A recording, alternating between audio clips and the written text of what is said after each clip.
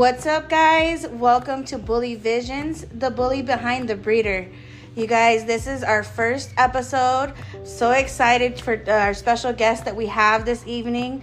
And I am excited that this is our first episode. So definitely make sure you guys follow us on Instagram, YouTube, and also check our link in the bio for the podcast link so you guys can stay up to date. We're gonna have a lot of amazing stuff on this podcast. So with further ado, I'm your host, Savannah, and I have my special guest with me today. He is an amazing doctor at South Buffalo Springs Animal Hospital. So I'd like you guys to welcome my special guest, Dr. Vine. Hello. I just want to first and foremost say thank you for having me a part of this journey, especially with this being the first episode. I am excited and I am honored to be here. Thank you for being on. So, Dr. Vine, yes, ma'am. Tell us a little bit about you, a little bit about your background, where you come from. You know, give us an insight on who is Dr. Vine. All right. Well, first and foremost, like she said, I'm Dr. Vine, Chris Vine, originally from Dallas, Texas. I'm the oldest of 6 kids. I've always known that I wanted to be a veterinarian since I was little. It was kind of one of those passions that chose me at a young age. This was always the plan. I have not had a plan B, so this had to work. I'm glad it did because I'm here now as a doctor. So right, you're like, yeah, I'm glad I got lucky because I didn't have a plan B. Go. Yeah. So I'm here. That's awesome. Okay, and so you said you're from Texas. Mm-hmm. What college did you go to? What school did you go to? For my undergrad, I went to Langston University, which is located in Langston, Oklahoma. And then I went to Tuskegee University, which is located in Alabama, for vet school, as well as where I got my master's in animal science. That's awesome. You know that I cannot say that word. Tuskegee? No, I refuse to say it because I feel like I butcher it every single it's all good. It's all good. When you go there, you have to say it so much that it just rolls off the tongue. But okay. Yeah, it's a very interesting word. Yeah, it is. Yeah. I know. So I also work at the clinic, guys, and I've been at South Buffalo for 4 years. So when Dr. Vine came, it's actually also the same school, you guys, that Dr. Bivens went to as well. Mm-hmm. So that word I'm always like when Dr. Vine started, they're like, oh, what school? I'm like I'm not even gonna try to butcher it. You can just say TU. There you go. I'm gonna start saying that. There you go. Because we still get a lot of people that ask, what school did you go to? Mm-hmm. Yep, TU. There you go, guys. TU. That's what I'm going with. So so what siblings? Are they all in vet med too, or is it just you? Just me. My siblings are kind of like all over the place when it comes to careers. Okay. Some of them are interested in working with children. Some of them, one of my sisters just got into nursing school, so she's going to nursing school. A couple of them are kind of like just in and out of jobs, and okay. I know my brother, he has a degree in engineering, I believe. So nice. I'm not going to say the only animal lover, but I'm the only one that pursued a career with animals. Okay. Mm-hmm. That's awesome. So you get to do what you love to do, and also, you know, exactly be in the vet field. That's amazing. Mm-hmm. So what brought you to Vegas? How'd you get over here to Vegas, all the way from over there? Honestly, Dr. Bivens. So for those that don't know, Dr. Bivens worked with NAVE, which has a group where they recruit students that are like 3rd or 4th year vet students. One of my mentors / professors, Dr. Pamela Guy, she's very close with NAVE, and she told me like, hey, your 3rd year, I'm going to send you out to the NAVE group so you can rotate some clinics out there to see if you want to, move to Vegas. And at first I was kind of reluctant because I always was like, I want to move back to Texas after vet school. Texas is where it's at. That's where my heart is where home is. But I trusted her. So I was like, okay, So December of my 3rd year, I came out here. We rotated clinics. For those that don't know, NAVE owns like 18 clinics. And I rotated a few of them. And then when I went to South Buffalo, I automatically knew, okay, if I come to Vegas, this is exactly where I'll go. Bivens kind of put some confusion in my head because like I always thought I was going to go to Texas, and when I came to South Buffalo and seeing Dr. Bivens and the vibe and how he ran the clinic, and I'm big on repro. I really like reproduction and how well he was at repro, and just his vibe alone, like the culture, the fact that he was young, it wasn't your traditional type of clinic, and I was like, okay. Now I really have some thinking to do because I don't know if I want to go to Texas now because I would love to come out here with Dr. Bivens. So after I interned in Houston at Sci-Fair with Dr. Blue, Dr. Levine, and Dr. Ross, for those that don't know, they have the Vet Life on TV. They were great as well. And Dr. Blue and Dr. Bivens are super close. They're like brothers. Yes. They act alike. They run the clinic alike. And that made it even more hard for me to realize or think about where I wanted to go. But after just having some talks and, just really, crunching down the pros and the cons, I knew that Dr. Bivens was where I would want to go. And plus, even with me not giving Dr. Bivens my decision, he would text me like maybe once every other week. You ready to come and work? You ready to come and work? You ready to come and work? We're ready for you to come on board, Doc. We're ready for you to come on the team. And just like him, being that persistent, it really showed like, dang, like he really wants me there. And I that was one of those places that I would really like to go. So after I came back and did another internship at South Buffalo, that was my confirmation, like, okay, Vegas is where I want to go. So, and ever since then, I've been working here, and I loved it. I don't regret it at all. Dr. Bivens confirmed everything for me when it came to making my decision. So that's awesome. Yeah. To piggyback off of how he was like, oh, when you come into work, it was like a really tight moment where we were like short staffed, like a lot of doctors at South Buffalo. So we were always like, oh my God, what's going to happen? We had, a lot of doctors were moving, like you, came from far, homesick, left. A lot of them went home. So we were like, what are we going to do? And I remember specifically Dr. Bivens telling me, oh, I got some amazing doctors coming. You guys are going to like these ones. Oh my gosh, you're going to, he was hyping us up for sure. But then for a minute, we were like, well, where are they? Yeah. We're like, when they coming? Because, we short staff. Yeah. No, it was crazy because I remember those times. He was literally in and out of rooms, like doing everything alone for a good minute because, we were so short staffed. But also to piggyback off of that, I remember my son, who also works at South Buffalo, you guys, he is a vet assistant now, but was in kennel, I think, at the time that you came to visit, I think, at one point. Yeah, how you were first met Leo. Yeah. So you first met Leo, and I just remember, I don't know, he's probably going to kill me for this, but he was so stoked. He was like, oh my God, Mom, I met the doctors are going to come work for Bibs. He's like, they're so cool, like this, and if you guys know my son, most of you that probably will hear this, and if you don't know, my son is so easy to get along with. Like, he has a vibe that just everybody kind of so for me, it was like, I was like, well, how cool are these doctors? Because, but I know that my kid makes good choices in that aspect, and he really does fill out the vibes. Yeah.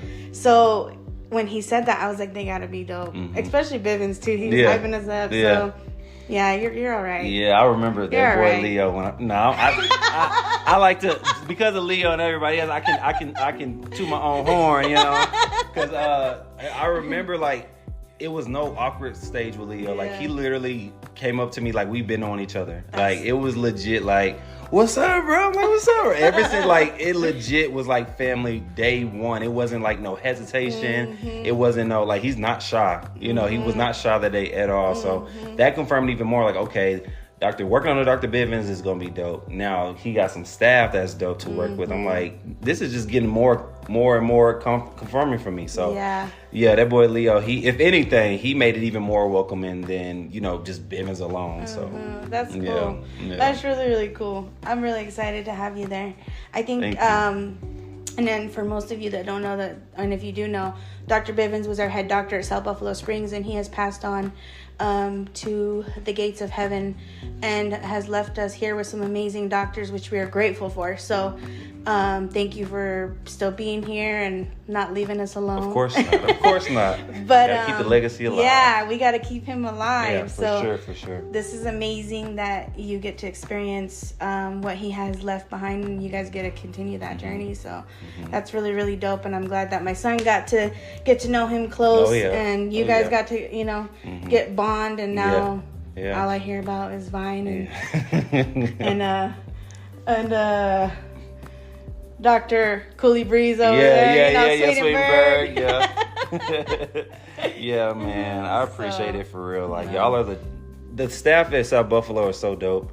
According to these two, they know that they dope. I ain't gotta, say too much about them. But, Leo being welcome. When I met his mom, I knew where he got his welcoming spirit from because she was welcoming day one, been feeding me, looking out for me. Like, that's my mom for real, that's my work mom. So, like, it's an honor also just, like, not only working with y'all, but doing this podcast. So when you told me that you was really doing it, I was like, I'm on board, man. I'm on board because I know this is something that Bivens would have liked. I know this is something that is going to help out the bully community as well. So I'm excited to see where y'all take off with this as well. Awesome. We hope to have you on this continued journey because this is what it's going to be about, guys. Mm-hmm. We're here to educate breeders. We're here to continue his journey, his legacy. This is something that, like, we talked about with Bivens. We did have a episode, which happened to be our first episode as well, that was set we were going to do. He had already sent me some pictures, which I still have. But I'm like... so I want to continue that, and I think having amazing doctors that we can put the word out there, you guys can spread your knowledge a little bit. Whatever little bit of knowledge that you spread with somebody can go a long ways for a lot of other breeders, just to make us better breeders. You know what I mean? Yep. That's the whole idea, is to better the breed. And without bettering the breeder, we can't do that. So without you guys, we got to do that. Appreciate it. And we're here to make sure that we can do the best that we can to breed healthy, quality babies. So that's exactly right. That's exactly right. So speaking of babies, what kind of dogs do you have? Do you have any dogs? I have 4 dogs. 2 of them actually 3 of them were unintentional. 1 was planned. When I was in vet school, one of my friends found this little fluffy dog that was emaciated. He was matted. He just came up to her like he knew her. But she had a aggressive Chihuahua that does not like other dogs. So the Chihuahua was trying to attack him, and he was just so happy to just see her that he wasn't even worried about the Chihuahua. So she rescued him. She took him to campus at our vet clinic where we went to school at. And she was like, Chris, I just found this dog. At the time, I didn't have any dogs. So she was like, I found this dog. I think you should take him. Yada, yada, yada. I'm like, what kind of dog is he? She said, I think like a Shih Tzu. I'm like, I'm not really a small dog person. She was like, just go up there and like, just check him out and look at his personality and stuff. The moment that I went up there and I saw him, I was like, give me this dog. Aww. Like, he legit was like, jumped into my arms. He's up here trying to get our attention now. Right. And everything. Like, he was like the coolest little dog ever. So I got Braxton. The whole time I was looking for a big dog. I had planned to get a Cane Corso, but none of the breeders that I was looking at had what I wanted. So I was getting desperate. I had Braxton. About 6 months later passed. I was getting desperate because I really wanted a big dog. I was in the house by myself at school, and then I came across this little chunky bully puppy named Hemi that I named Hemi, and I impulsively got him because he was just so freaking cute. 5 years later, they're both still with me. Now, my third dog that I got, which is my favorite breed, a giant schnauzer, all black, soft-coated giant schnauzer, is Midas. He was the only one that was planned. So I got him like 2 years later. And then after... And when you guys see Midas, guys, to interrupt Dr. Vine over here, Midas, all his dogs are beautiful. Thank you. But Midas is this like black schnauzer, giant schnauzer, and like so exotic looking. Like, if you haven't followed him, follow him so you guys can see the videos he posts of him. They're just like, I can't. You guys gotta follow him. I can't even explain it, guys. That's my boy. That's my boy Midas. Thank you. But yeah, I got Midas, and then Dr. Bivens bred his fluffy Frenchie with his friend's dog, and that's when I just got out here. They bred them or whatever, and Bivens was like, "Hey, you can get first pick of the male, yada yada yada." At the time that they were born, it just wasn't smart financially for me to pay $3,000 for a dog. Because I just spent $10,000 moving here. Mm-hmm. So I was like, you know what? It's all good. Like, I'm not, I'm maybe next time. And then like 2 months later, Bivens brings in the dog, the puppy, and he was like, here, he's yours. And I'm like, wait, what? He was like, yeah, you can have him. I know he was supposed to be yours originally, but I'm gonna give him to you. And that's when I prime him, which is a French bulldog. So now I have 4 boys. And like I said, 3 of them were unplanned, but but that's okay because I love them all and they're all here to stay. So I'm a father of 4. It's crazy too, you guys, because Dr. Vine has an American Bully, and he looks just like our boy at Lone Wolf Big Timer Kennels. Casino. Only Casino is a Ghost Fawn Merle, so there's a little difference there. But if Casino had dark eyes and didn't have the blue eyes, they would look like they came from the same litter. Yes. I mean, literally, they look so much alike. And it's like, there's a sign when you meet like somebody that I feel like that was a sign. Like, you know, like... exactly. And if y'all haven't seen Casino, I was never really into pocket bullies until I seen Casino. He's literally the most perfect pocket bully I've ever seen. He's handsome, his structure, his color. Like, I'm obsessed with him. He is a very good looking pocket bully. So to me, that is a standard pocket bully. I don't care what all these other breeders are talking about. I like the way Casino looks. He can run, he can move, he can do all of that, and he looks good. Very muscular. Love that dog. Thank you, Dr. Vine. Of course. Yeah, Casino loves you too. Yeah, but he's such a teddy bear. Yeah, he's a good dog. Yeah, he's a very good dog. Honestly, I think out of our whole bunch, he probably is the chillest one. Yeah, like even at the clinic, like if you walk by the cage, he's just looking at you like, you gonna come let me out? You coming? Yo, you going me out? All right, cool. Like he's so cool. Yeah. He's so cool. And he loves going there too. Yeah, he's so chill. Yeah, he already knows when Leo's gonna get him to take him. He's already like, I'm going somewhere. Yeah. I know I'm going with him. Yeah. He knows. That's a good boy. That's a good looking dog, man. That's awesome. So being that you have a bully and you know what that is, and you have a Frenchie, which this podcast is dedicated to all dogs, but we're gonna talk about that. The bully this breed, first episode is a little bit about the bully breed. What would you say is like your biggest? I don't want to say like worst experience, but what have you had any bad experience when you have him out or when you're taking him out? Like, have you experienced that much? You mean like with other people? Yeah, because there's a big misconception with the bully breed. And sometimes, like, I mean, I know we've had our experiences, but have you experienced that? I mean, not that I know of, for multiple reasons, because Hemi's demeanor, like, of course I see when we're like coming into dog parks or coming into areas where there are other dogs, people are like looking, and some people are looking in fascination and some people are just looking, I don't know what they're thinking, but I know that they're looking.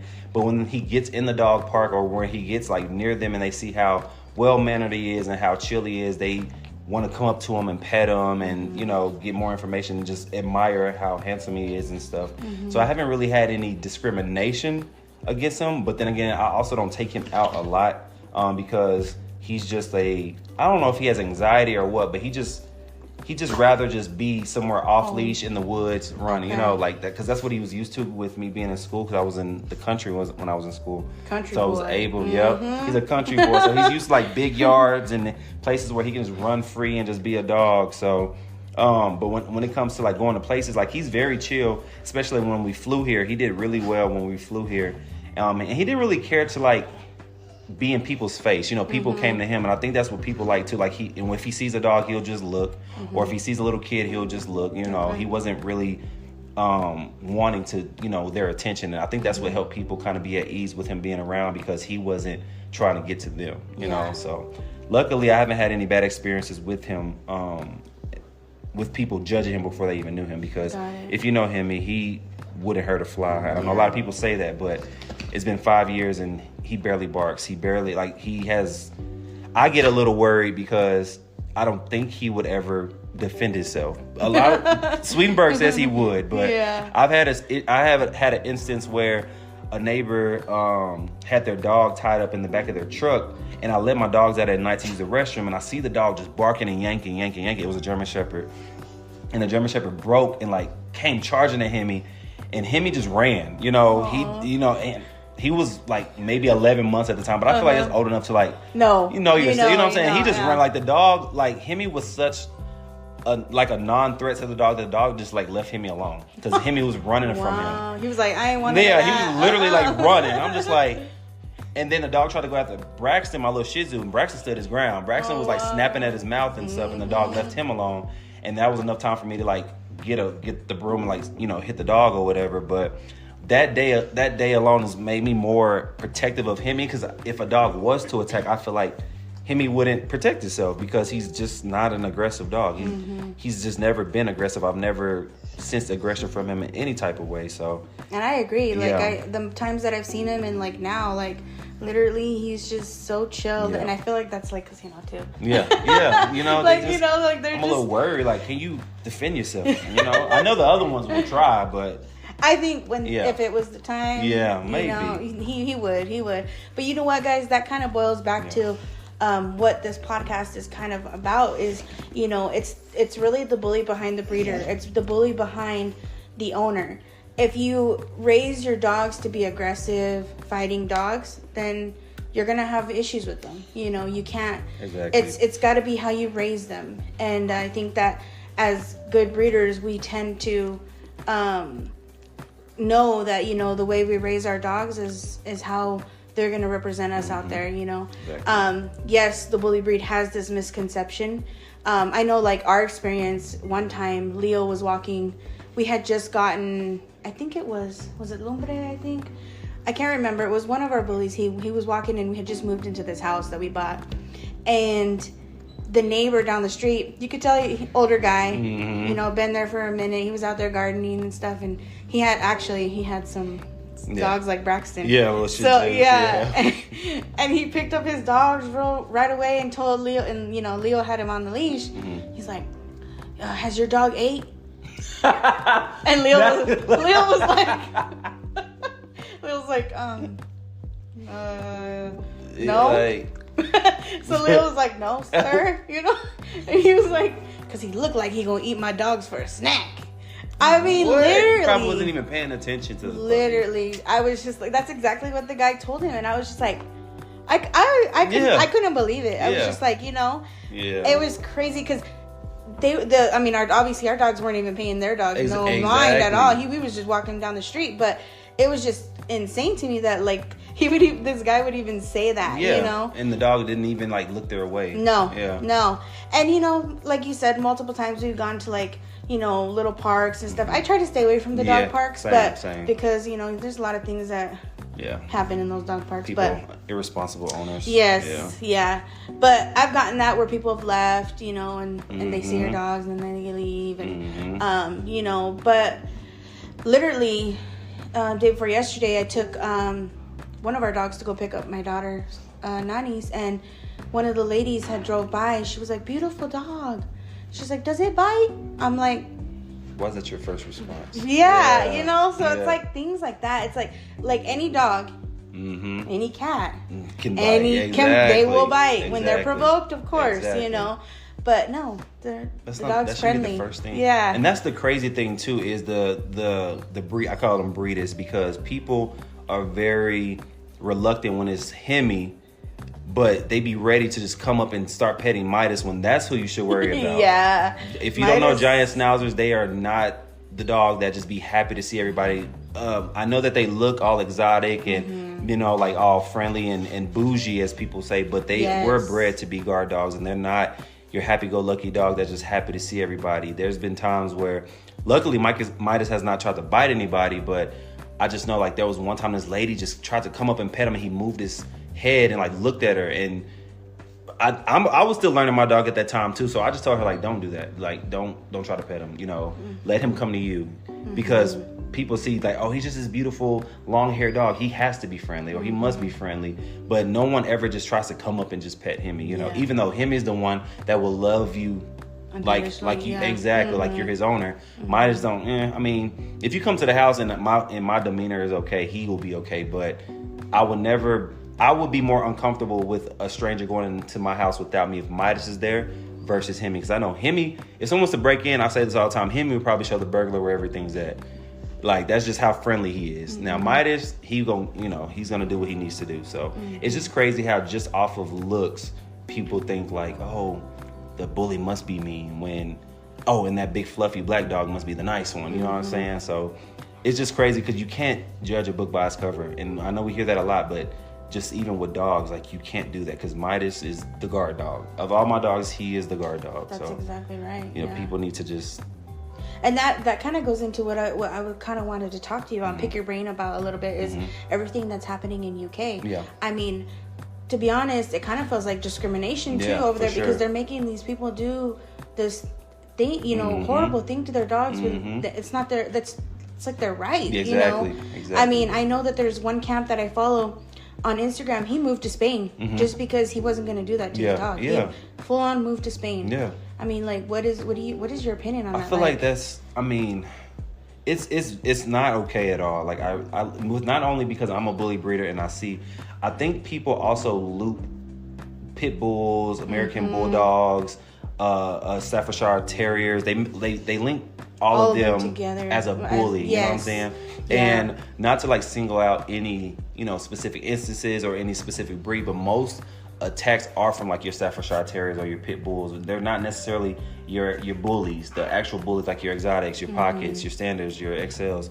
Those are the more easygoing breeds from what I've seen. Like those are the scary breeds. A lot of people that I talk to that have actual bullies, it seems like they all have the same personality. They're scared of little things, or like Hemi is scared of certain floor textures. Like they're these big teddy bears, you know what I'm saying? And people think that since they look like pit bulls, or they look like a Staffordshire Terriers, or they look like American Bull, or whatever, that they are all aggressive, you know? Because like a lot of videos that I've seen where people have gotten attacked have been pit bulls or American Staffordshire Terriers, and I know that they shouldn't be boxed in as an aggressive breed themselves, but to just like loop them all together and say the full bully breed is like, that's not okay. Because and then especially with these people who have been having these dogs for years and have never had an issue with those specific dogs being aggressive to anybody. How are you going to tell me that my 10-year-old bully that has never done anything to anybody is now banned when I've had him this long? And just because there's a few instances where some people may have gotten attacked, that's not okay. I mean, I've seen plenty of videos of German Shepherds attacking people, Dobermans, Chihuahuas, like they're not getting banned. I don't see anybody really making noise for those breeds. But because of bullies, I don't know what it is about bullies. I don't know if it's because they are descendants from pit bulls that were used to fight. Or I don't know. But my thing is, that's like punishing somebody for what your ancestors did to me. And it's not okay, especially if I have a dog that is over however many years of age, have never had an issue, and now you're coming to me telling me, oh, you got to get rid of this dog. Like, you're banned, why? Literally banned from our country. Like I'm that's banned, crazy. and I've been here. He's been here. We never have done anything, and now he's banned. Like that makes no sense to me, and it's not okay at all. I know. I feel so bad for them. Yeah. Like the rallies that they've done, the protests. Yep. Like, there were so many people that came, not even from just UK, but like other countries, like the US. Like so many people were coming together for them. Like it was crazy the amount of support that they got. I loved it. Together. Yeah. Especially for the bully breed. And it's like, I was talking to my husband the other night, and you're exactly right. The pit bulls, they used to be used back in the day, fighting dogs. So of course they do get that reputation, but an American bully is different from a pit bull. And I think they categorize them together and not know. It's because that's up to us to educate these people, So it's kind of like what our goal is to educate people, like, especially ignorant people that are going to be like that. Let me educate you on what an American bully is versus a pit bull versus this, they're different. They're different. Their demeanor, they're different. And the American bully breed is now a recognized breed. Yeah. They're not, they just got recognized. Pit bulls been recognized a while ago. So that says a lot in itself. It's sad, man. And I even with just pit bull, like pit bulls are great dogs as well. Like you said earlier, it's all about how you raise them. Pit bulls are so willing to please that they will do anything for you. If you want them to fight, they're going to fight. If you want them to be aggressive, they're going to be aggressive. But it's crazy that people tend to focus on that part of a pit bull versus the pit bulls considered being the nanny dogs, because people will literally have their babies around the pit bulls because they are loyal. Like they will protect that baby. They were the dog breed, I forget in what century, but they were the dog breed that most people wanted for protection because they're loyal to their family. They will literally do what you want them to do. That's why they do fight, because that's what you train them to do. That's why they do guard, because that's what you train them to do. If you want them to just be a loving family dog, they will do that. People, it's all about how you raise and train them. But the fact that people are looping them all as one aggressive breed, it's like, that's not okay. Because I've seen a lot of breeds, and I've seen aggressive dog in each breed. I've seen a nice dog in each breed. I've seen a goofy dog in each breed. It's not just one way with one breed. Like to me, Chihuahuas are more aggressive than pit bulls. Hey, And I've had Chihuahuas in my life, those are like the little pit bulls, and hopefully me saying this is not gonna like put a buzz in anybody's ear to try to ban Chihuahuas or anything like that. Yeah. But my point is like any dog breed can be aggressive, and it may not always be recorded or it may not always be seen on social media, but it happens. People get attacked by all types of breeds: Chows, Dobermans, Great Danes, Akitas, Bernie Doodle. It doesn't matter. Like they're all capable of doing the same thing. Yep. Yeah. And you guys, this is completely, like I said, this is informational. This doctor did not have to take time out of his day to sit here and talk with us and share his knowledge and let me pick his brain. He's doing it out of the kindness of his heart, for us as breeders, as people, as family, dog owners. So definitely take this into consideration that he's strictly here to educate. In any way that all positive vibes here. So I'm glad. That's so true though. I'm so glad that we were able to touch base on that, because they definitely get misjudged, and honestly, as breeders we do the same thing. Like I make my daughter when we raise the puppies, before they go to their forever families, we have her play with their food. Some dog trainers will say that that's not okay. Some have told us that it is. And I kind of listen to the both because they're the trainers, so they do know, and that's what that's their career. So I kind of take both into consideration that, okay, I guess that's true. Okay, yeah, maybe putting it but in our case, it's always been really good. And I think that in our reviews from families, we haven't had any bad reviews of, and most of our dogs have gone to families with kids. So I feel like it kind of helps in a sense, for sure. Raising them that way. But definitely it's all about how you raise and train them. That is true. Now, I know that you have a Frenchie, Prime over there. Yeah, Prime, aka Squirt. Squirt. A little alien, So, that dog, Frenchies they were voted top dog in number one in the U.S. Surpassing the Labrador. That's crazy. That is crazy. It's crazy in a good and bad way, because it's good in a good way because they are very loving dogs. To me, they're cute. They're very easy to manage when bred right. So with that being said, the scary part about it is like people are so adamant to breed them that they have a lot of health issues because of the overbreeding. I've seen a lot of cases come in that are pretty sad where they were outside for too long and they came and went into Boaz, and it was just too late and we had to euthanize them because they just started collapsing, the organs started shutting down, or they overheat. Like the things about Frenchies is they think that they're a regular dog, they think that they are an athlete, but they're not. They are very limited to what they should be doing as brachiocephalic or smush face dogs, and then they just have a lot of issues that can be very detrimental if they are in the wrong hands of an owner and that don't really know of Frenchie's limits. They're not going to always show you that they're tired or that they're overheating or that they're they can't breathe. It's something that you kind of have to know and pay attention to as an owner. But I think they are very cute dogs. They are overbred, but I do think that for those that are around, like they make a very good family dog. They're easy to maintain, easy to bathe, easy to feed, things like that. But it's all about how you breed them. Since we're talking about breeding, quality breeding, and they can live a long, healthy life. The other day I was at work, I saw an 11-year-old Frenchie. I was like, you don't see that often. It was 11. I was like, see, and I just was giving him all types of pets and hugs and stuff because he was a cute old little dog, and then like I say, it just reminded me you don't see a lot of old Frenchies because they don't make it to an old age a lot of times due to health reasons. So it was good seeing one. It gave me hope that they can live a long, healthy life when they're bred right. So, and to pick your brain, because I heard this actually at work too last weekend. The dog was going into Boaz. What does that mean? So basically, that's when they can't breathe, and so I'm trying to put it in a way that everybody can understand. Yeah. They can't breathe. It's either they're hyperventilating, they were overstimulated, because they have elongated soft palates, which kind of covers up their esophagus and their trachea. So as we breathe in, we have an opening that can let a certain amount of air in. With them, they kind of have a flap that kind of covers their trachea, so they can only get so much air in at a time. So when they're, over stimulated, if they're running too much, or if they're like, too active, their body can't get enough oxygen at the time to try to keep up with their heartbeat. So they go into what we call BOAS, and you have to put them on oxygen, give them some lemon juice, and things like that. Sometimes they may need Dex, which kind of helps with the breathing as well. Just depends on how severe it is. And it's all because of structure. It's all because of the structure of their mouth and their trachea.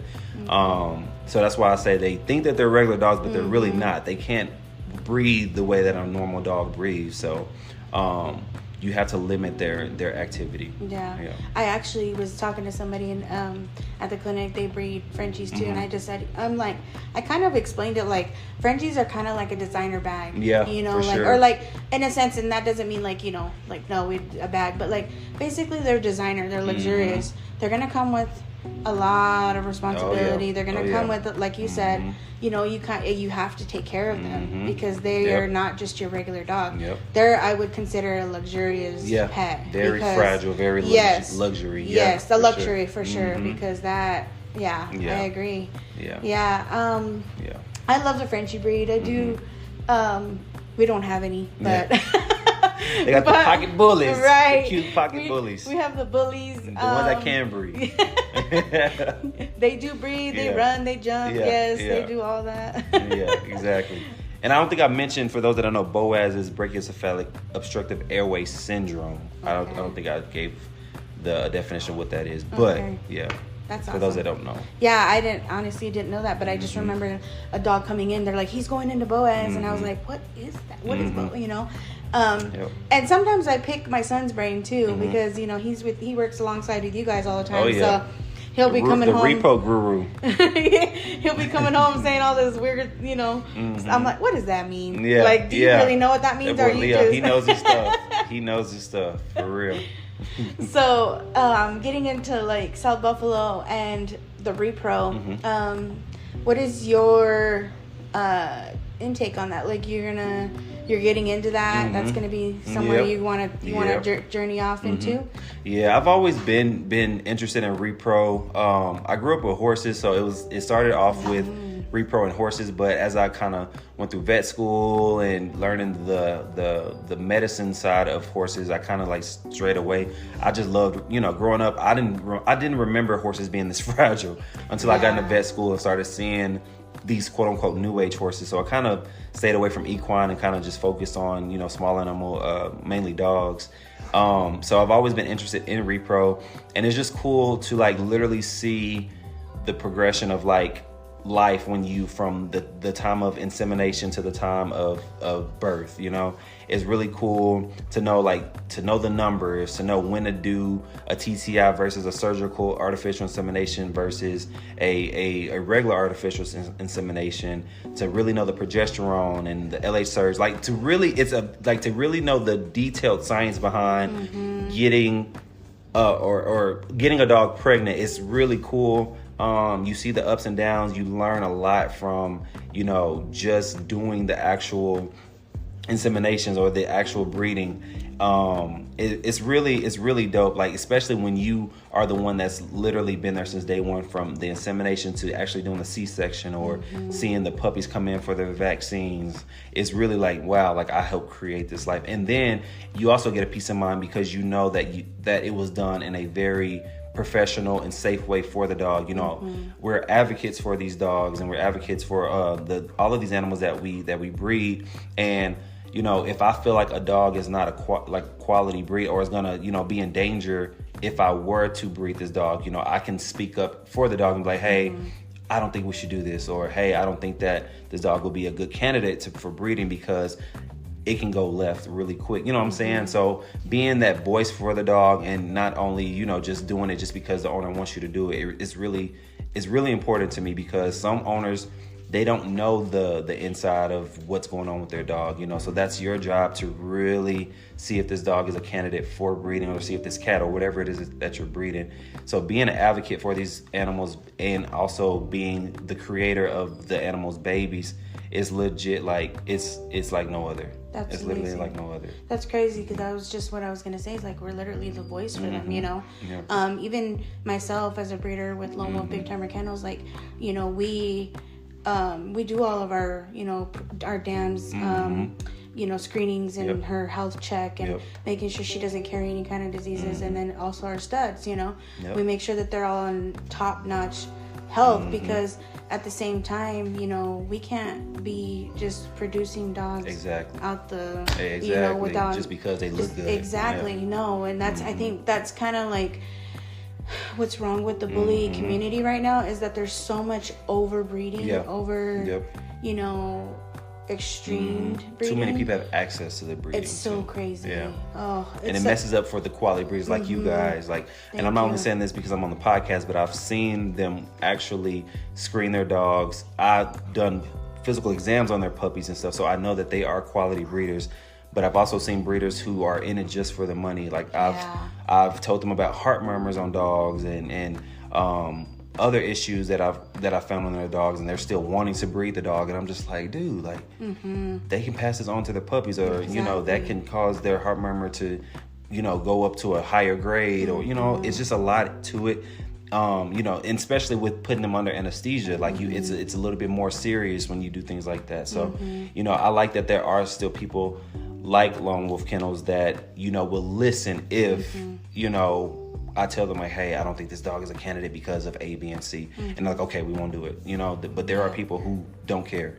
So it's good and refreshing to know that there are great breeders like you guys out here that actually care about their breed and are not just in it for the money. Thank you. Yeah, no, that's 100% us for sure. Thank you for actually acknowledging that, because I mean, we actually have a female that we retired because she had hip dysplasia. She is now my daughter's basically protector. She sleeps in her room and takes care of her at night. And Dr. Bivens, you know, he told us, you know, and I even asked him, at the one point I was that breeder, and I'll be honest with you guys, I was that breeder that asked him, like, you think I could still breed her? Like, you know? Right. And he literally looked me in the eyes and he said, if I know the kind of breeder that you are, you already know the answer to that. And I was like, and I, you know, after talking with him about it, like, it made sense. She wouldn't go full term. She could lose her, you know, we could lose her, we could lose them. Plus, DNA, you don't want it to pass down. You don't want, and that it passes down. That is genetics. You know, so it's like, those are things that we need to take into considerations as breeders, and that's why, you know, like, it's important to educate. For sure. That's for sure. I think it's also important to educate the buyers. I'm big on like buyers reaching out to the veterinarians to ask questions like, you know, what questions do I ask the breeder? Because a lot of people don't know about OFA testing or PinHip you know, about heart murmurs and things like that, because y'all are paying top dollar for these dogs, and y'all are getting a dog that may not even last to be 5 or 6 years old, you know? So I think it is really important not to only ask breeders about OFA, PinHip, heart health, all of that, but it's also important to show documentation. There's plenty of people that can tell you, oh yeah, my dog is health tested, oh my dog is OFA tested, but I need you to ask them for documentation. You can go on American Kennels and OFA websites to see if their dog is on there as listed as like OFA cleared or anything like that. So consult your local, somebody you trust, veterinarian, a person that's been in the breeding game, whatever, to really ask, like, what questions do I ask for this specific breed? Because there are predispositions of certain diseases with certain breeds that you may not know about. So before you buy this cute little puppy, make sure you really know the health of the line and the health of the parents, or you're going to find yourself with a big vet bill later on down the line, especially if you don't have insurance. So definitely as consumers, it's important for you to know those questions to ask as well. That's exactly right. That's awesome. I never thought about that. That's so true. I've learned a lot with Kinter, you know, Dr. Kinter, who also comes every few months about the OFA and PinHip. Like, she's the one that I started realizing, dang, that's like something that really should do, you know? That's crazy. It's hard seeing your dog that get hip dysplasia or some type of osteoarthritis issue, like in pain, can barely move, can't really walk, you know. that's bone on bone rubbing together. So it's not hard. It's not easy to watch. So if you can avoid that in any way possible, definitely do that for sure.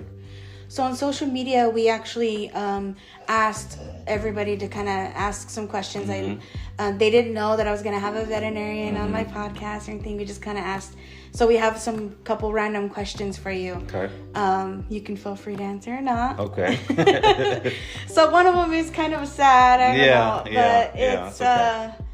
They asked when as a veterinarian, when you know it's time. Yeah. Were your thoughts on that? Like, are you one to be like, okay, it's time? Are you going to be selfish? Like, some of us can be. Yeah. I know you've seen some owners that have been selfish and they'll hold on, and hold on. And like, what kind of insight as personal and professional do you think on that? Yeah.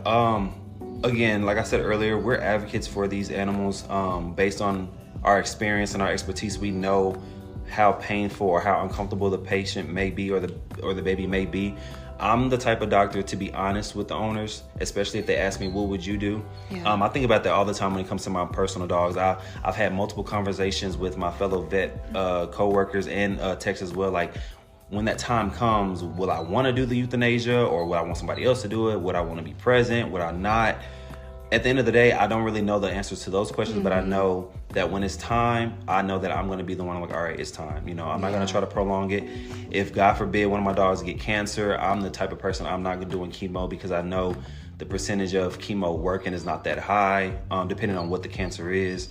So I'd rather just go ahead and, enjoy the moments that I had with my dog and just kind of put them at rest, versus trying to like put them through chemo and all these other things, because that can be heavy on the body as well too. And I don't know if I could see my dogs going through that, knowing like something inside of them is progressively killing them. You know what I mean? Yeah. So I think I'm more so a realistic person, and especially if the dog is like 10, 11, 12, 13, you know what I'm saying? That's a long life, and that shows that you as an owner, you did something right to keep that patient, or I keep saying patient, that baby, like I'm at work. You're like, I'm like at work mode. Right to keep that fur baby alive, like that's a really good lifespan. Even if they're like 8, 9 years old, like you did something right. And I always tell owners, like, this is happening, but you did something right this long to keep them alive this long, So cherish those moments and give yourself a pat on the back for even like doing that, because there's a lot of dogs that don't make it to this age, or there's a lot of dogs that are in shelters at this age. You did something to give this dog or this cat the happiest life that it can have, and unfortunately it's just that time is, possibly coming to an end. So, just think about how much at peace they would be, and how they're not really suffering anymore from whatever it is that they're, that's causing them to, become ill.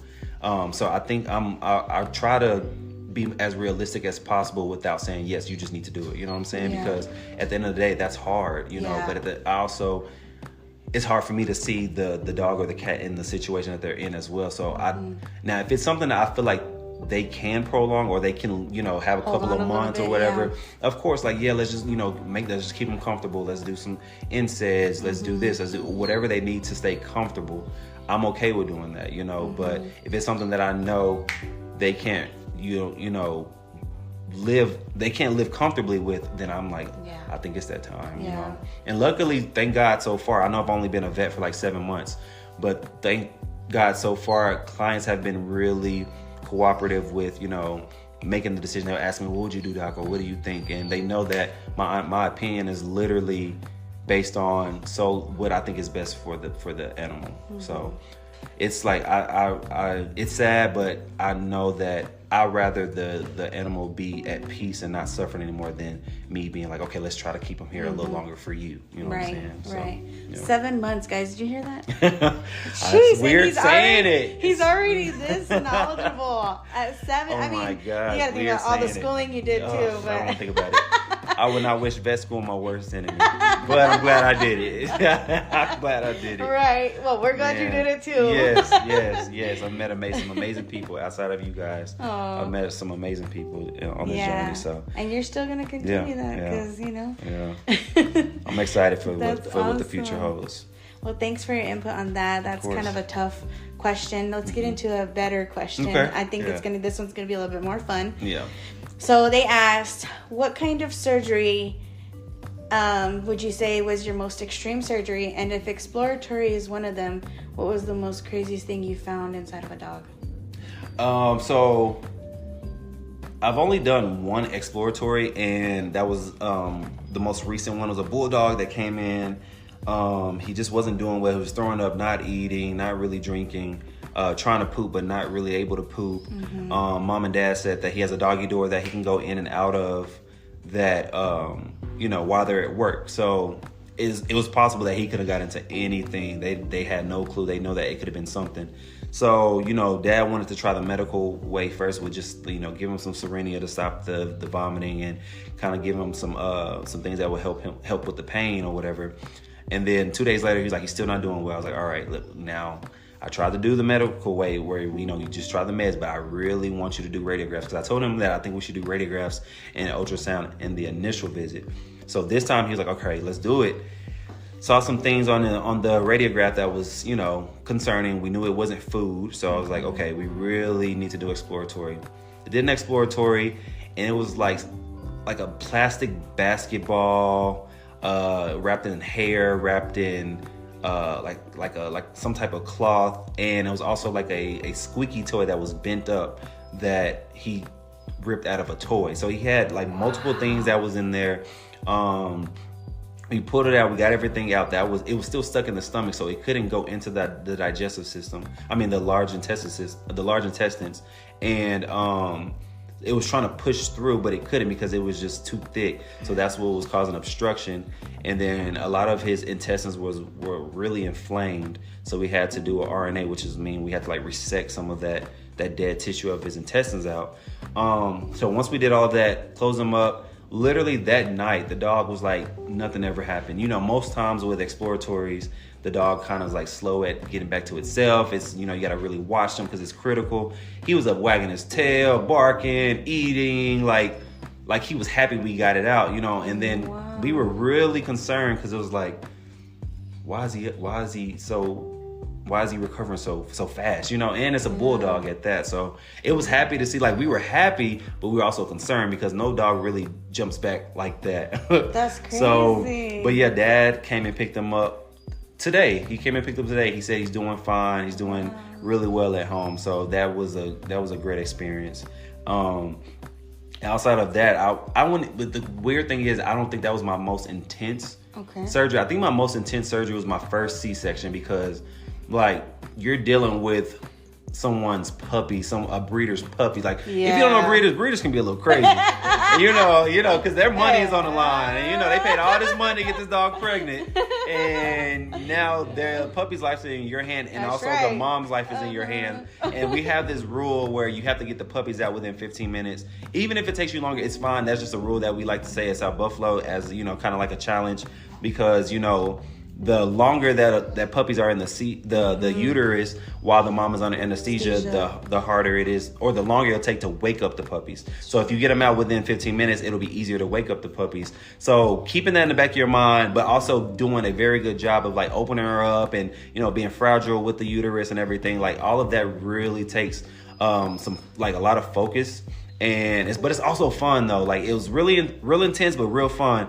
And it's a great feeling when you hear those puppies come out crying. That's a good sign of life. And when mom's blood pressure is good and all of her vitals are good and everything. So it's a very intense situation, but it's also very fun. And you have, like, certain breeders follow me on Instagram. They'll send me videos of the puppies showing me how well they're doing and thanking me, for doing a good job and things like that. So that's the most rewarding part about it all, and the most intense surgery. I think now that I've done multiple ones, it's not as intense, but it's still like your first one. Exactly. The first one was like, man, that was kind of crazy, So it's always the aftercare is like, okay, like I go home thinking about, I wonder what she's doing. I wonder how she's doing. I wonder how the puppy's doing.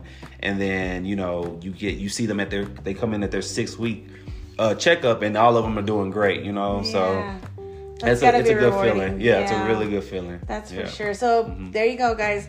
Remember, there's a lot that goes into like the back end of, you know, these puppies being woken up. And, you know, shout out to South Buffalo Springs, Repro team, and the whole team there, guys, because they definitely, when it's all hands on deck, it's all hands on deck. For sure. I know me working in the front, I've walked back there, they're walking around with puppies and they're slapping the backs and they're, you know, shaking or rubbing them, and they're doing their thing back there, you know, trying to wake up these those puppies. Babies. Yeah.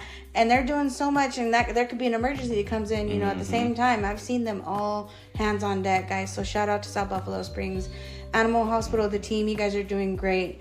Definitely, I'm excited to be part of that, and I'm excited to see where your journey goes. Oh, yeah. And, you know. Oh, yeah. And I hope that, you know, you stick around with us. Of course, I'm not going nowhere. Let me answer that question, because I was gotten that lot. I do not plan on leaving anytime soon, okay? Like, I know that even if I wanted to, Bivens will haunt me in my dream. Like, I'm not going anywhere. I love South Buffalo. I love Vegas.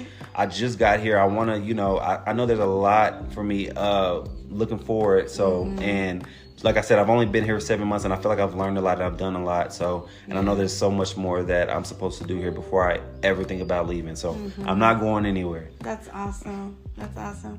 Well, thank you, Dr. Vine, for being on our podcast. I got to do it for the ladies, though. Oh, my God. Okay? Because, you know, I work at the front. Yeah.